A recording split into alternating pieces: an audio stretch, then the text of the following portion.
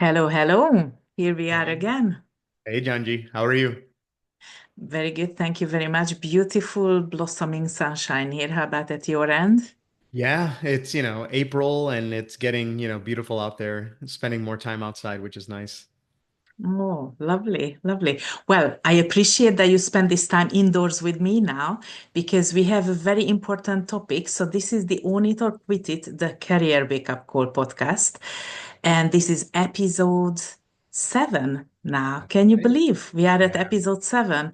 And just a big shout out to our lovely audience who've been interacting with us. Thank you so much for all the encouragement. Please share with us if there are any specific topics you'd like us to talk about. But we believe today we have a very juicy podcast topic. But before we go into the today topic, let's just recap what we were talking about last time. So we were talking about the importance of cocooning when you are at a crossroad or you are in a situation that requires solitude and to hear your own voice, right? Um, and today we're going to talk about another aspect of voice. It's when you hear someone else's voice very loudly, right? So, those of you who are following us, you may have seen that I published an article recently about when someone roars at work. And this was inspired by two client conversations I had within, a couple of days apart. And it just really struck me how what's going on that we have all this tension in the air and what's the impact on people when that power game kicks in. So we talked about this that it might be worth unpacking this a little bit free flow here on the podcast. Yeah, and I think what's really exciting about this topic is we want to make sure we give the perspective of both the audience who receives this message, but also the manager or the leader who is actually doing the roaring. Because I think to really unpack this, you need to understand the perspective of both sides. So Yeah. I think what will be really exciting is we all know that we're not, it's uncomfortable when someone roars at you, but let's also unpack why someone might be roaring at you and what the manager might be trying to communicate, whether good or bad. Let's dive into it, right? So, we always start with an icebreaker, Junji. So it's always good for us to talk about when we've been in this circumstance. So my question to you is, when is a time where you've held your ground when there was an emotional response or when someone was roaring? Tell us about, a situation that you were in. Of course, we'll, make sure confidentiality is important in these kind of circumstances, right? But yeah, how did you manage it? Yeah, and listen, before I share my story, I just wanted to underscore what you said that we're gonna give the perspective of both sides of the table. So this is not a blaming podcast by general, and this is not a blaming episode. We all come from the place of believing that everyone is trying to do their best, and there are heated situations when things get a little bit out of control. So if you're somebody who have been on the roaring side, don't get disengaged. Stay with us. Maybe you're gonna hear some justice from us.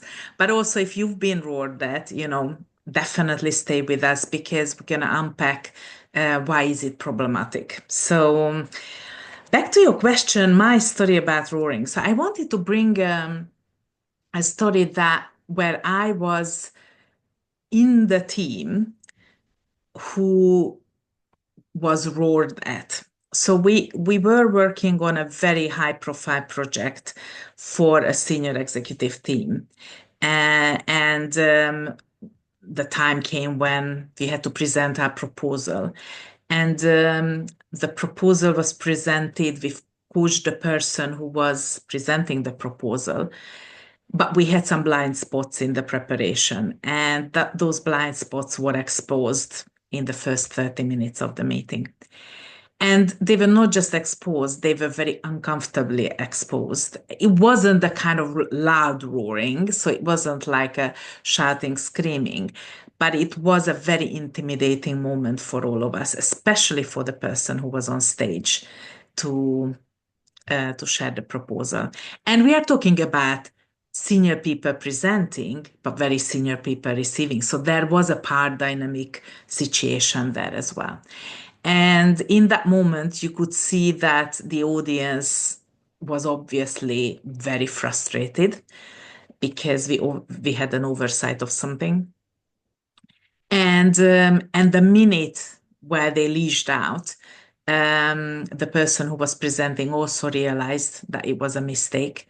And it was a very difficult situation what you do, whether you cave in, whether you kind of say, I'm so sorry, and you leave the place, or you hold your ground. Like, how do you handle a situation like that? So that was probably the longest 30 minutes of my life while we kind of muddled through the proposal. And I had such a empathy for the person who was doing this. I think it was the longest, definitely the longest 30 minutes of her life. And we thought a lot about this, and obviously, I'm bringing this topic up because it's kind of still the top of my mind um, when we talk about roaring at work. Yeah, and it's one of those circumstances where it feels like time stands still. You remember every nuance. You remember what people were wearing. You remember the nonverbal communication. You remember what room you Yeah. were in, right? It becomes one of those kind of crucible moments of leadership, right? Totally, totally. And you also remember your own physical, Uncomfortableness. sensations, like Yeah. how blood leaves your head, how your hands become ice cold, how you kind of think of you want just to disappear or freeze, how your voice starts trembling. And although I wasn't on stage, but I felt exactly those Mm. sensations. And being in the audience, I caught myself that I'm trying to kind of find my own attitude to the situation. Like I had mixed emotions of defending the person who was in change. We were in the same team. I thought it was not very nice to kind of throw her under the bus, or that's at least at that time, that was my initial reaction. And then as the kind of debate went on, you couldn't hide away but to Mm. hear the perspective of the other party. And actually finding, once the kind of energy went a little bit down and the panic kind of calmed, you started to listen and understand where they were coming from. So, yeah. So, how about your story? Tell me your story. Yeah, so there's been a few times where I've gone into big, senior leadership opportunity rooms and stuff like that, where I bring my team with me, right? So I'm the leader of a business, I'm presenting important topics and things like that, and we get into a conversation. And it's one of those things where when I'm faced with that roaring, and it's happened multiple times, and it's not good or bad, it is what it is. I think how you respond, not only verbally, but non-verbally, is incredibly important, right? So one of the things that I always think about is the shadow of a leader is very important to your team. So how you role model managing those situations will share a lot to members of the team. I've been in situations where I was the most junior person, and I remember early in my career going into those rooms and feeling overwhelmed because one, I don't see the senior leaders often, so this is one of the few times I'm seeing them, and they're in a heated discussion with my boss, and it feels very back and forth. It doesn't feel like, you almost want to jump in, but you're too afraid to jump in. So I always think back to, okay, now I'm the leader in charge. So role modeling how to act in these situations is important. So for me, it's always maintaining my cool. I do have a sense of how I speak. I don't necessarily go emotionally charged in my conversations. I'm not the one that starts banging on the table or raises my voice, right? So typically that helps because it Mm, diffuses the situation. So even if someone has roared at me, they're not going to get a roar back. They're going to mm, get kind of a more articulate response. And one of the things I always think about is be data led in terms of what you're saying, make sure there's data to support it, but then also make sure that you represent the people that have done the work. Because a lot of yeah. times in these business conversations, I think what happens is if your team is with you, more than likely you've spent hours, maybe weeks, preparing for whatever this conversation is. when the conversation doesn't go well, your team immediately goes to the place of wasted time. I wasted 3 weeks and the leader did not like what I did, or we didn't get credit for the work that we did. So I always try to delineate between, okay, we didn't get the answer or the recommendation was not approved, but let's still talk about the process by which we got here. So here's how the teams have worked on this. Here's why we feel like this is strong. We've spoken with these departments. We brought these kind of alignments. So we basically talk about how this is a well-rounded recommendation that we're presenting you.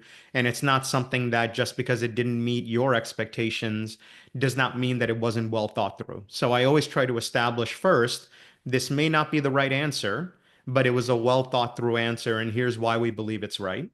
And then we acknowledge if there's something we didn't do, then that's the next steps. So we immediately kind of pivot to here's what we're going to do now that we're in this situation. So I try not to leave it in this place where we're going back and forth and arguing over the merits of the discussion. We basically explain why we felt strongly about what position we brought in. And then we talk about, okay, but here's what we're hearing from you. Here's what we're going to do.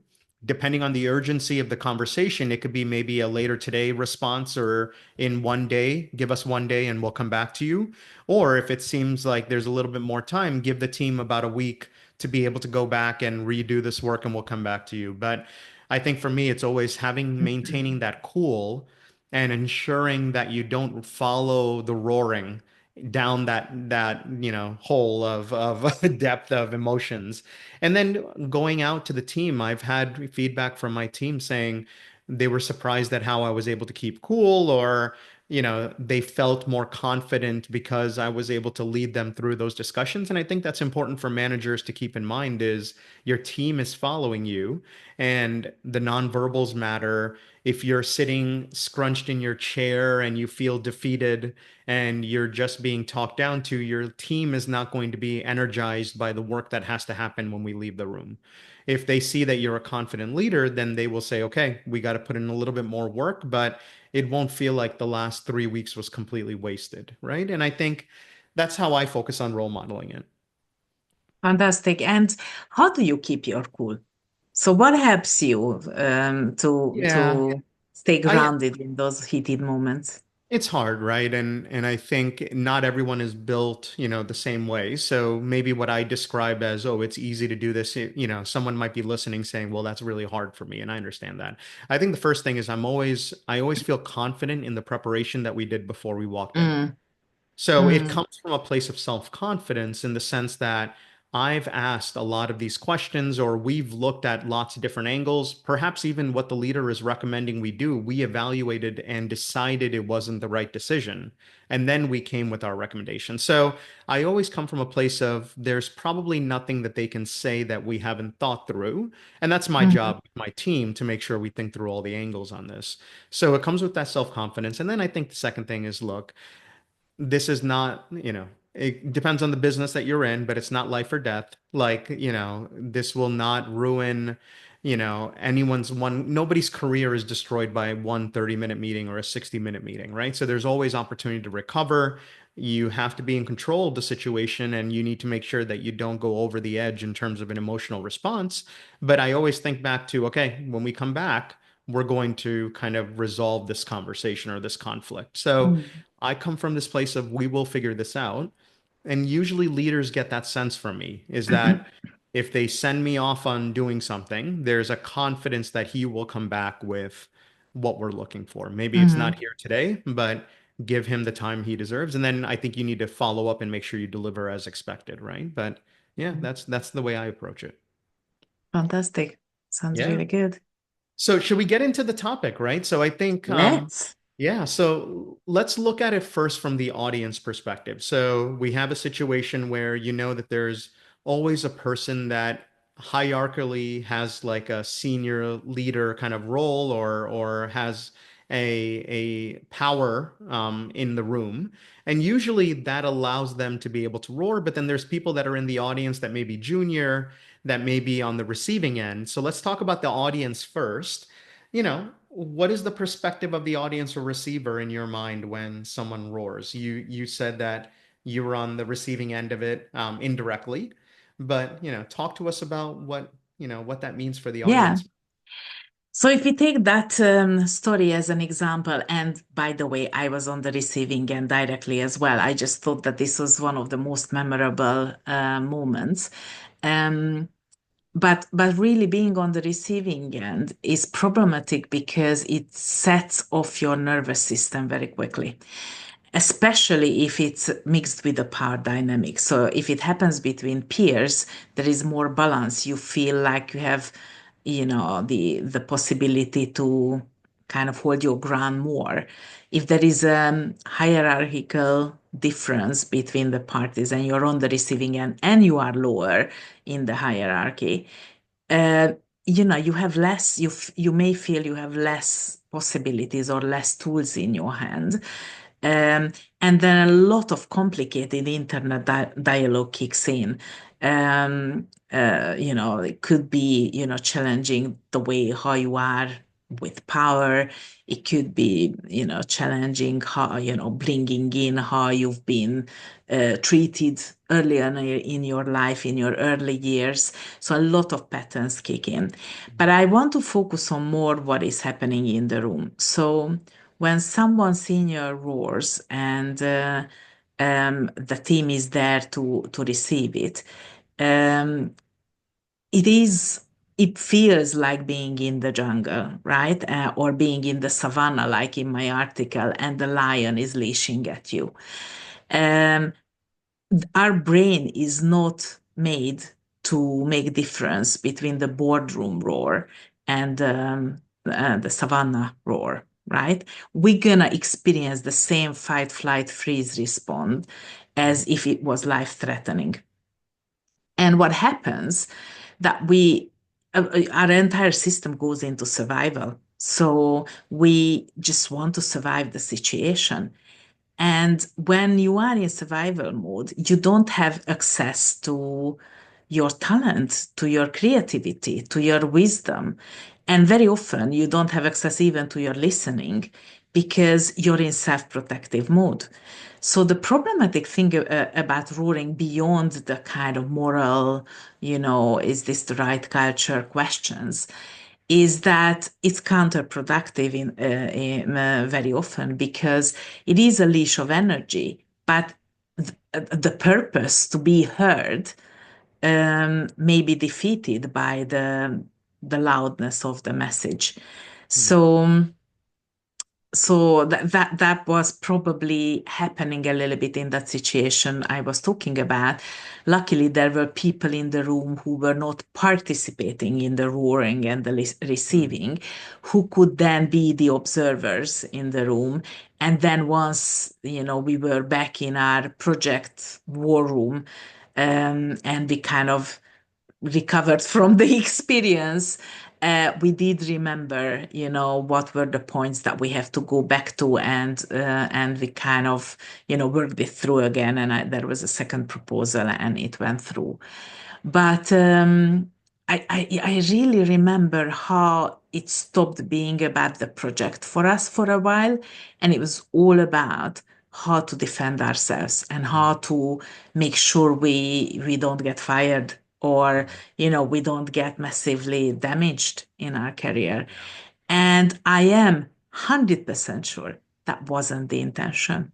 I'm Yeah, 100% exactly. sure. Because the manager or whoever that senior leader is trying to direct the team in the right direction of the business answer that they believe would be appropriate. But the way it was delivered sometimes scares Yeah. people or it derails the conversation, right? Can you talk to a little bit about what does, roaring do in terms of people perceiving your confidence? Or, does the audience member have a suspicion that this person is not confident in what they're saying, so they're being loud? You know? Well, that could be also a case. It could be confidence. It could be lack of self-control. So what comes to my mind more prominently is why has this person lost their cool? If they're, um, are they scared? Because that's another thing, right? If you remember my article and what Boy Varty was telling in the Tim Ferriss show about the lion only attacks when when it is feeding its cubs or its meat, right? So out of fear. And we have those animals in us. So when someone roars, there might be a fear underneath Mm. that. And that could be a fear of confidence. It could be that there is, a corporate jungle is a very complex jungle. Yeah, We need many people to deliver their bits in order to the big project to be delivered.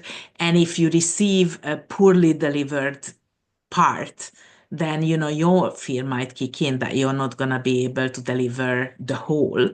So it could be the meat, so called. yeah. So I'm not sure whether it's confidence or it's the frustration Mm. of not receiving the right thing, which kind of blocking you to deliver your commitment towards your CEO or towards your Yeah, board or whomever.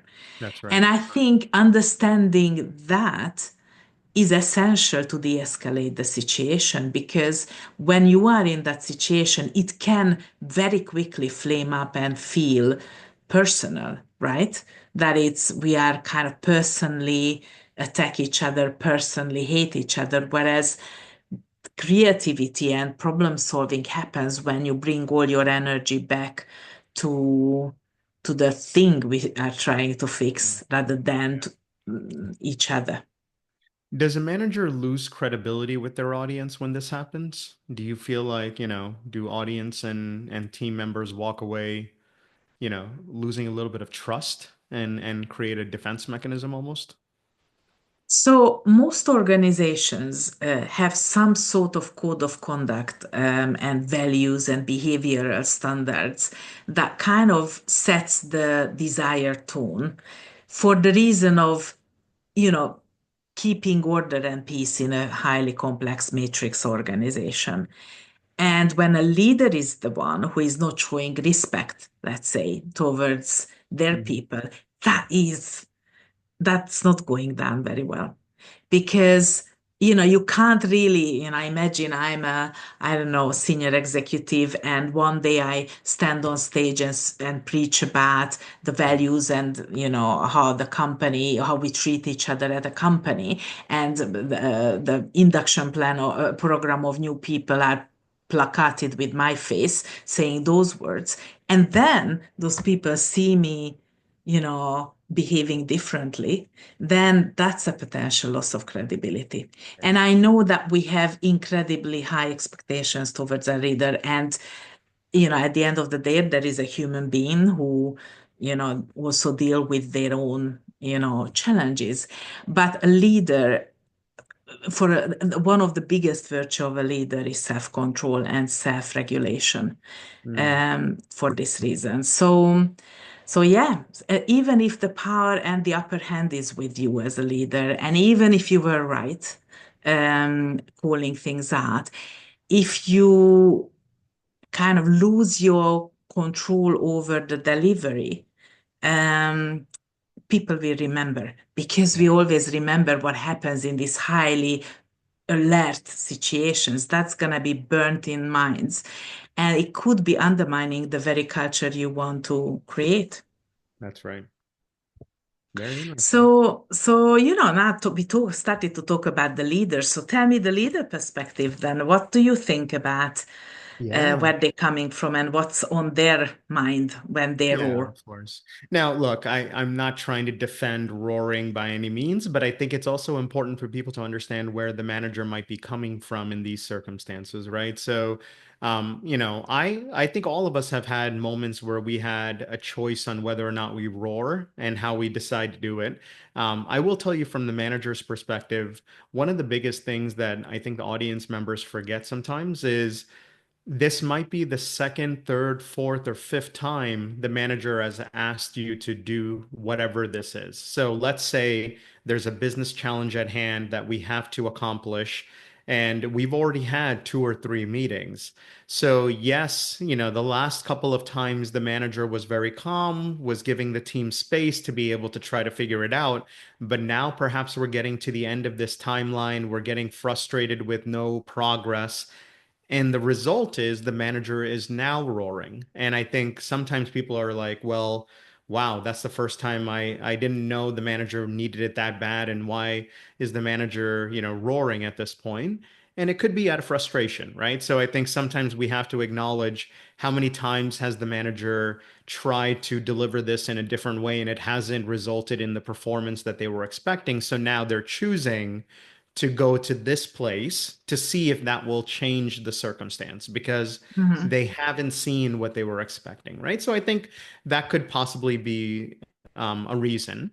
The other reason that I think it's also important for people to remember is that even senior leaders have bosses. So it could be a board of directors, it could be a CEO, it could be someone at a very senior level, but they could have been told you need to be tougher with your team because you're not getting the performance that we're expecting.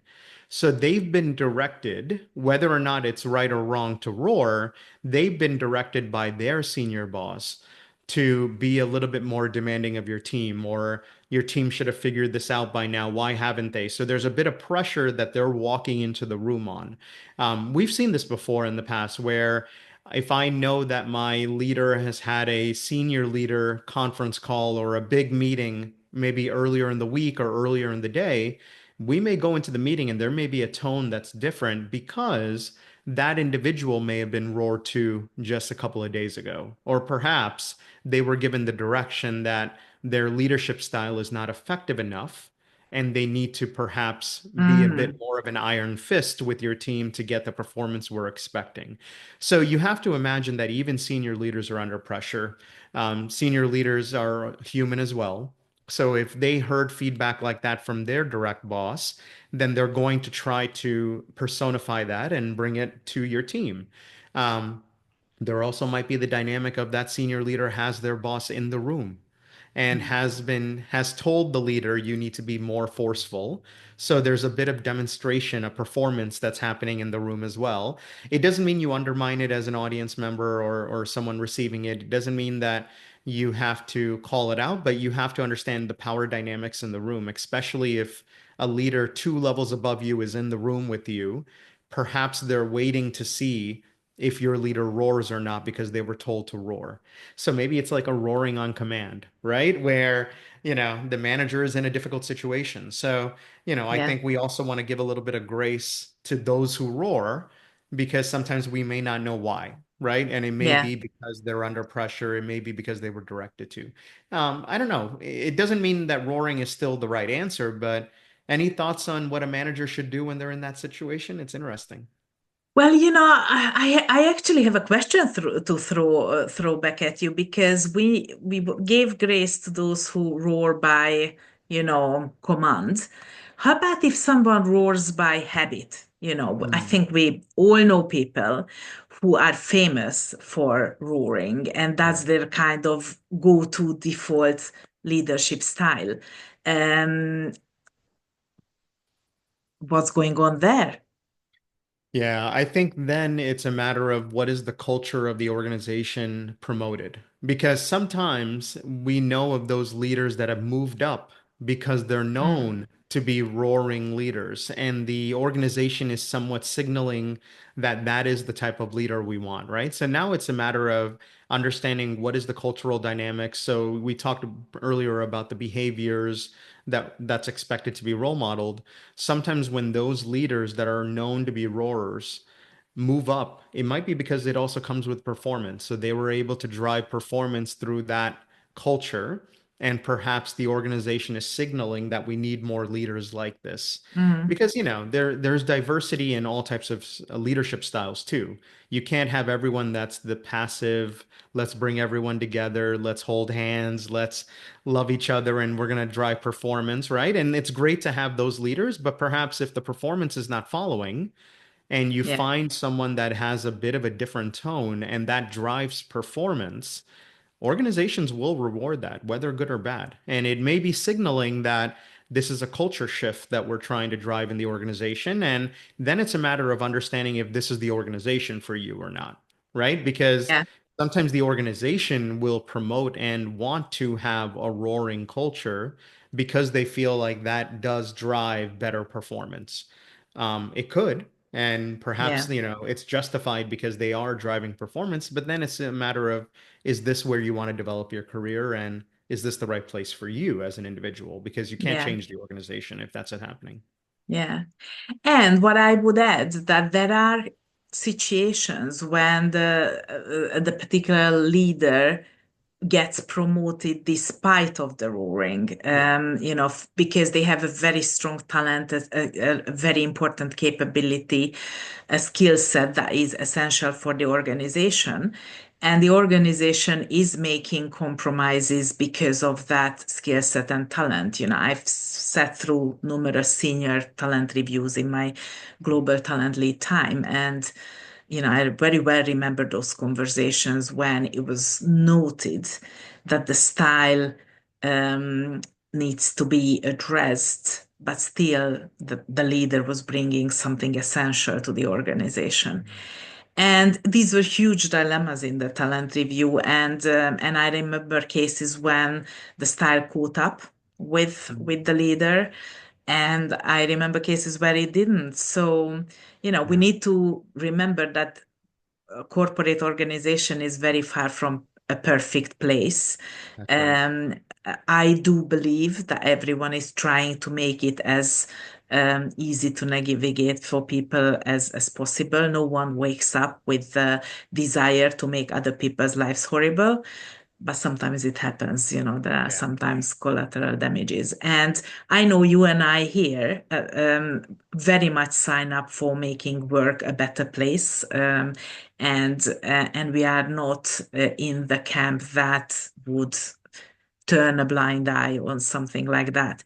So shall we move to the kind Yeah. of how to eliminate this then? Yeah, I think, we've taken the opportunity to talk about the different perspectives of both the receiver of roaring, but then also the person who roars. So I think, hopefully for our audience members, that helps them understand both sides of the story.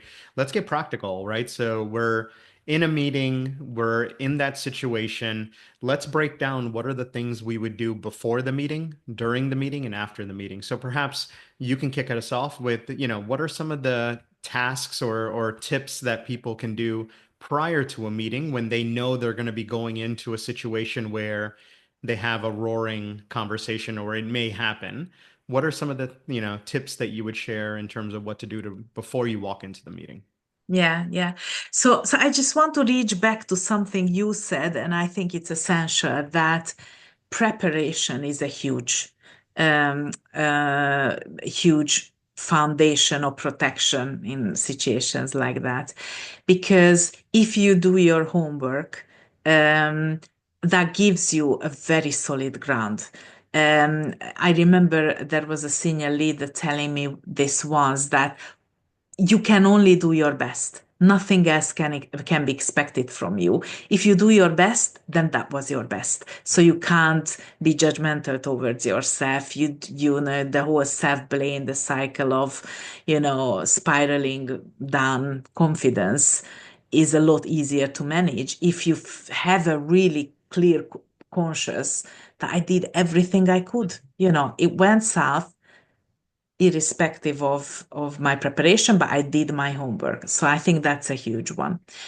Also, when you know you're going into something that might get potentially heated, check in with your energy, prepare for that meeting with intentionality. So do your preparation with the actual thing that you're going to present, but also do your preparation with your self-regulation.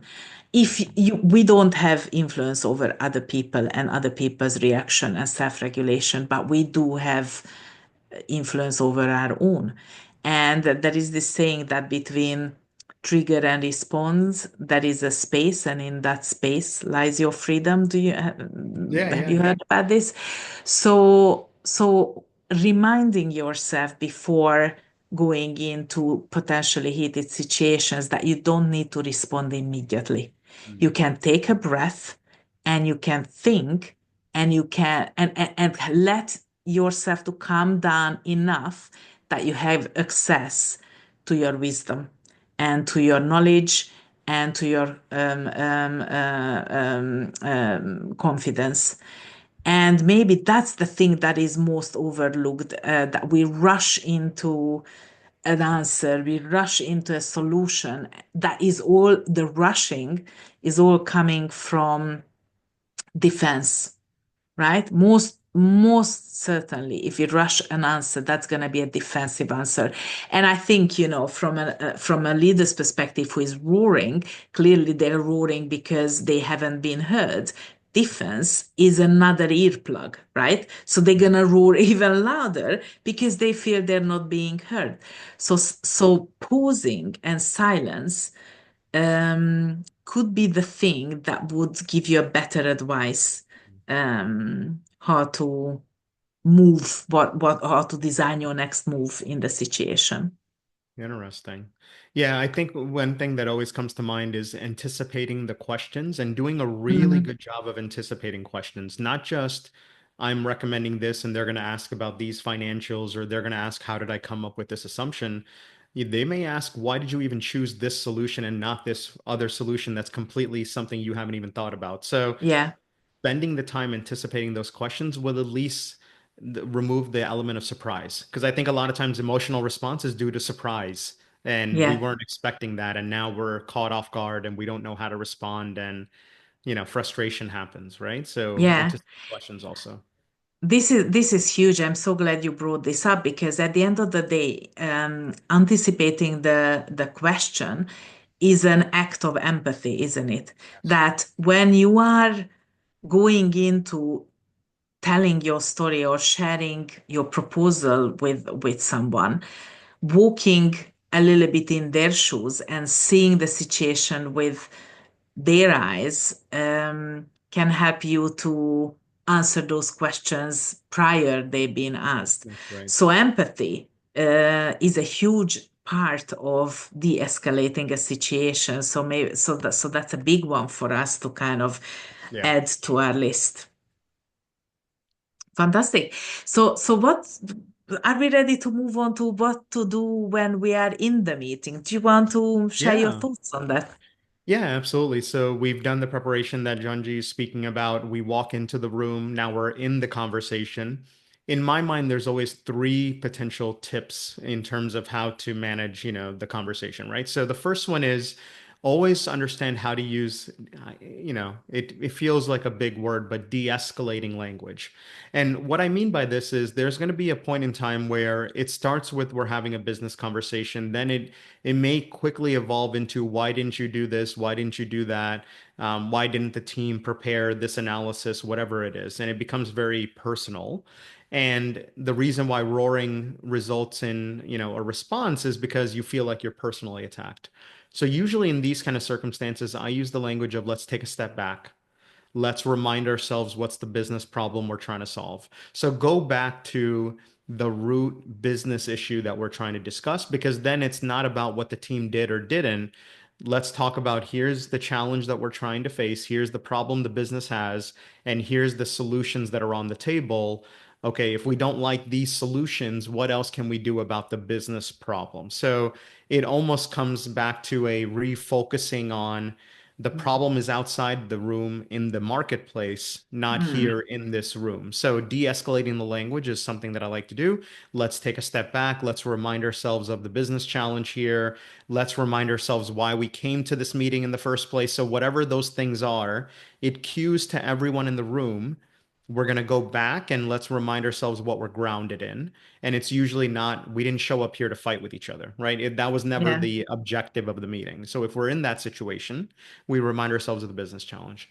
The second yeah. thing that I would do often is have an energy monitor in the room. So someone that I trust that is in attendance in the room that can almost gauge that, hey, we're getting to a point where people are kind of going at each other, or it's, the conversation is turning negative, and it's almost a person that serves as a modern day facilitator to basically step in as a mediator. So for example, if I'm in marketing, and I'm talking to my leader, perhaps I have my salesperson who also represents my business serving as a mediator. So the salesperson might step in and say, look, I know this is a marketing conversation, but let's try to kind of focus in on the business challenge. So again, it's using the same de-escalating language, but it's basically a third party that's not yourself or the person that's roaring at you that steps in. Now, this requires maturity, it requires self-confidence because if you're stepping into the middle of something that feels like a one-on-one conversation with, in a very large forum. So usually someone you trust that's a peer is valuable there. The last thing that, oh yeah, please. Before you go to the last thing, so what's the kind of magic? How do you create that empowerment, Yeah. or how do you give that person the platform, the possibility to stop Yeah. a potentially heated So the conversation? way that I usually do this is right at the beginning of the meeting, I identify that person as a timekeeper Mm, slash energy monitor. And mhm. energy monitor might not be the right language. I think you need to decide what is the right way to call that role, but always has a timekeeper because every corporate meeting always runs over.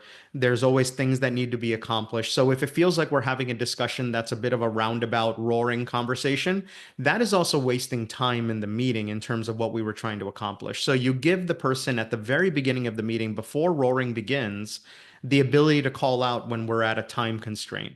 So we can either stop the conversation and allow us to move on, or it allows them to say, hey, this doesn't feel like the right energy. Let's remind ourselves of the business. But I basically assign a role to this person at the very beginning of the meeting. So it's, Mm, usually shielded as a timekeeper, but mm. they can step in and say, hey, this conversation is not getting us to where we need. We're running out of time. We have a couple of things, so let's move on, or let's take an action here and let's move on the conversation. So that's usually a powerful way. So you grant them permission right at the Yes, beginning, and it's an agreed across correct. participants that we're not gonna shoot the Yeah. the person who steps in, right? Yeah, and then that person has to have the self-confidence to step in that moment because even if you're given permission, you still have a bit of I need to step in now and now is the right time and I'm not going to give it another 5 or 10 minutes to keep it going. So I think that's important. The Yeah. last thing that I always do is also ask for a break, Mm, especially if you're in some of those meetings where they're longer meetings where people are just tired. Perhaps we've gone past, 45 minutes, an hour, it's an hour and a half meeting, 2 hour meeting, and it feels like this kind of escalation of emotions are happening. I basically say, can we take a 10-minute break? Let me talk to my team. I heard what you said. Let me take an opportunity to be able to have a conversation and, let's all take a break for 5 minutes and let's come back and regroup. So that also creates a diffusion of the energy. So it's almost like you're letting the air out of the room. You're physically opening the door. People are walking out and they're coming back almost like a reset. And they could still yeah. have the emotions, they can still, but usually it's almost scaled down when they sit Yeah. back down because they've grabbed their Yeah. cup of coffee, they've had an opportunity to have a side conversation with someone, and now they're coming back and they're willing to give you the space to be able to respond. And it also gives you and your team an opportunity to regroup. In sports, timeouts are important because you don't keep playing until the very end of the game. You basically take a timeout because you need to regroup. This is kind of the same thing. It's Yeah. basically taking a break. Yeah. Now, if you're a junior in your organization, it's hard to ask for a break. So again, your manager or someone that has seniority in the room has to have the confidence to Yeah. see that and call it out. If you're the leader that is being roared at, you have the opportunity to do it. If you see like someone else is being roared at, perhaps you ask for the break, right? Mm.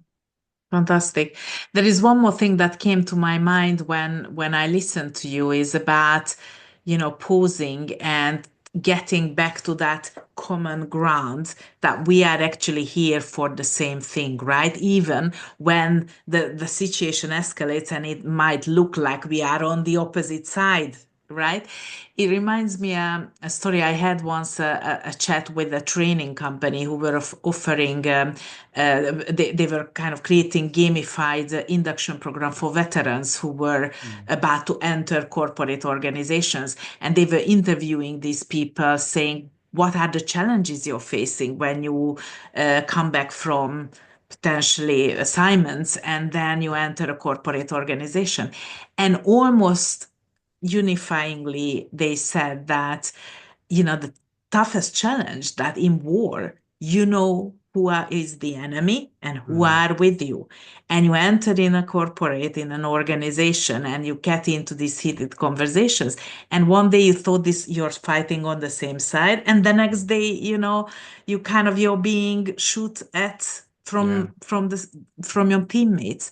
Yeah. And this kind of, navigate that, it is It's very hard. difficult, and probably often it's unnecessary, right? Yeah. So probably some of that stuff is necessary to increase the performance and create a bit of tension and pressure in the system. But oftentimes it's unnecessary, because if you're being shot at by your own teammates, like, Yeah. where your focus is going to be, right? That's right. That's right. And you lose self-confidence in the Mm, organization. You lose your personal ability to be able to influence the mm. conversation. So, those are a couple of things that we can do in the meeting itself. Johnji, what do you do afterwards, right? So you were mentally prepared going in, you had the conversation, you were roared at. What do you do when you walk out of that meeting? Yeah. So first of all, you breathe. So I think this is such an important thing, that this is really, after a heated conversation like that, the best thing you can do is to breathe out and, recover in a bit of silence. The tendency or the urge to look for validation and continue the conversation at the coffee machine and go home and call your peer and continue the fire and the defensive talk or the gossip around it. It is a very human thing, because we felt threatened and we need to call around and see who is out there, who I can buddy up with, who's gonna be my tribe in this battle, and so on. So this is very, very human, and it has its place. But often, we end up inflating those conflicts, Mm, and it's going to last longer and it's going to be more painful. So thinking about what are the conditions of having access to our creativity and our best talent is not that mindset. It's the mindset of peace, calm, flow. So getting back into that space is where, you're in control again, because you're leading from your talent, not from your fear. Therefore, anything that you can do to get out of that fear space, mhm. as I said, breathe, um, talk to people, but talk in a de-escalation, with the purpose of de-escalation and learnings, right? Because as we discussed, often roaring happens because there is not much listening going on, Yeah. and then the tone gets, stronger, sharper, louder, to cut through. So ask the question, what have we not heard previously that ended up in such a burst of frustration? Mm, And turning these situations into learnings is always the way how you kind of turn something potentially negative and damaging into something positive, and something that is taking you forward and taking you closer to the problem solving.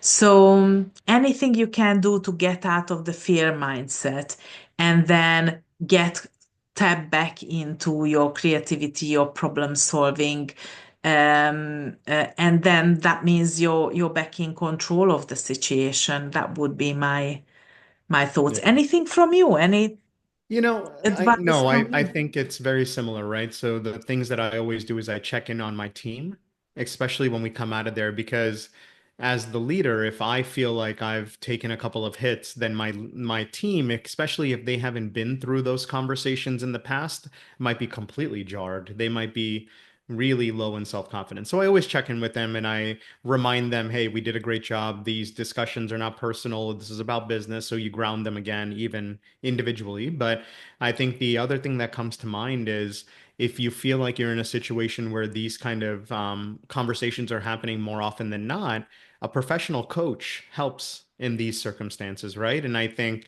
this is where the value of having someone like a professional coach to talk through these things in a confidential space, because sometimes you can't talk to your peer or you can't talk to another cross-functional leader because they're all in the conversation. They may be in the roaring with you, and it's sometimes good to get some external perspective on how you should handle it. I always have this place of I could have done just something differently. What could I have done? So it's never a me versus that individual, but it's very much, hey, maybe there was something. Maybe I didn't like how they delivered it, but maybe there's some truth in what they're trying to communicate. And let me get past the roaring. What are they really trying to say? It's that we didn't do a complete analysis or the data wasn't strong enough. Like, what's rooted underneath there that I can control? And then talking to a coach, right? And that's where you and I come into play, is that this is what we do. We've seen this often enough, that we can probably help individuals as well. So that would be the only thing I would add. Yeah, yeah, that's fantastic. And indeed, this is a little plug for our profession that if there is one place where a coach who is there with you but not in the battle, and someone Mhm. who has the kind of cool reflective space and can bring you over there, that can be really essential. That's So. right. So go get coaching, guys. You're gonna love it. And As should I we do think the also the homework? benefit before we go there, Sure. just one last plug on coaching. So the what I experience working with my clients on situations like this. The real value comes when we recognize patterns. So we kind of notice, sometimes the roaring happens and that, you just need to recover from it and move on. But sometimes if certain things keep happening in different settings, in different circumstances, but you recognize a pattern. If you can follow that thread and unlock what the source of the pattern, then you kind of bought yourself a bit of freedom. Yeah. So if you like freedom, then go and figure out what your patterns. There you go. That's exactly right. So what I was just going to say is I think let's close out this conversation. It was great to be able to unpack this a little bit, right? And hopefully we help some people. The homework is always something kind of self-reflective. So I think this Mhm. week it's think about a time when you were in a situation where you were roared at, and what would you have done differently based on what we discussed? So think about the perspective of both sides. Think about what we talked about before the meeting, during the meeting, after the meeting. What would you have done differently when you reflect back? And by the way, all of us would have things, right? You and I have been Yeah. in situations and we could have Oh, probably done yeah. things differently. So it's never going to be perfect, but this is a great homework for someone to really think through and then try to do that thing differently next time Yeah. when you find yourself in that situation. So any final closing remarks before we end today's episode? No, I think I really enjoy talking this through, and I just would like to leave everyone with this idea that, we brought up towards the end of our discussion, which is about freedom. So when you're in the story and when you're being roared at or you're roaring, there's a lot of complex emotions, guilt, shame, lot of stuff kicks in, which is are all like burdens on us. It's kind of chopping our wings. And we are here to fly, right? We are here to live our best life and live out of our talent. So that requires freedom. So I just leave you with this, that go after, make sure that you find your patterns and you find your freedom. So even when you are in a tricky situation, you remember that you're free and what lead through that tricky situation from your freedom. Wonderful. I got nothing else to add. That was powerful.